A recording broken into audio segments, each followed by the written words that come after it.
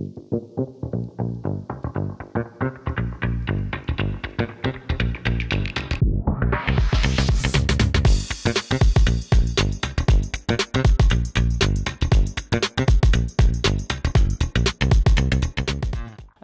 FMI, il faut savoir que c'est une institution internationale qui regroupe près de 200 pays, dont le but justement c'est d'accompagner certains pays, les pays membres, de garantir la stabilité financière, la stabilité monétaire internationale. Dans ce cadre-là, le FMI évalue les politiques d'endettement des pays afin de préserver justement la viabilité de leurs dettes. Et pour ce faire, elle propose justement à ces États qui sont en difficulté des réformes qui viseraient justement à préserver cette viabilité-là, à renforcer les finances publiques tout en s'assurant que ces États mènent une politique responsable en matière de gestion des finances publiques.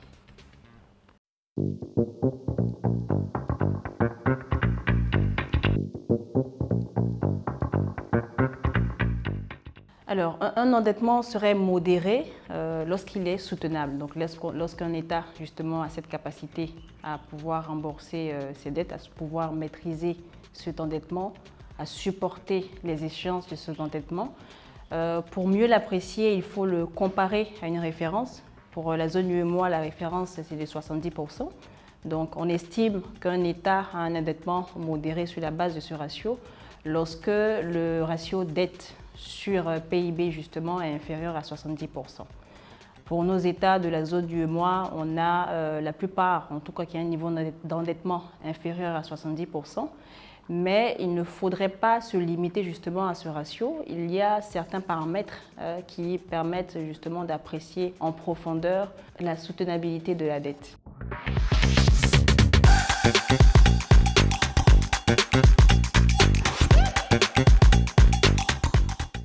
Alors, a priori, en cas d'endettement modéré, pas d'utilité, j'ai envie de dire.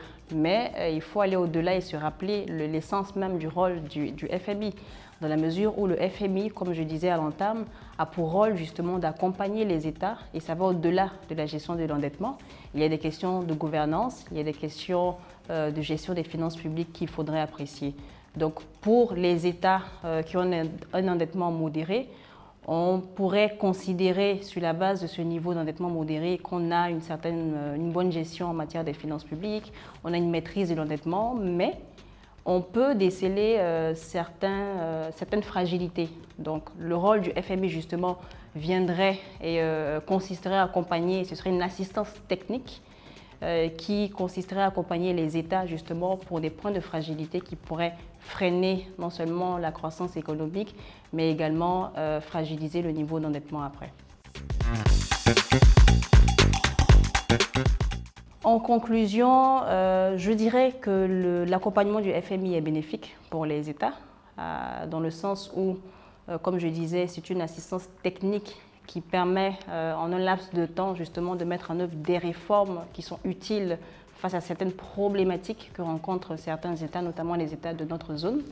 Donc c'est un accompagnement qui est bénéfique. On voit bien le cas de la Côte d'Ivoire où il y a eu des réformes qui concernent justement la sécurisation des recettes, des réformes sur les finances publiques, des réformes même qui concernent le climat des affaires, qui concernent également les aspects sociaux. Donc pour moi, l'accompagnement du FMI est bénéfique si et seulement si ça consiste en une assistance technique et non une contrainte qui les empêcherait de dérouler pleinement et comme ils le veulent leur plan de développement.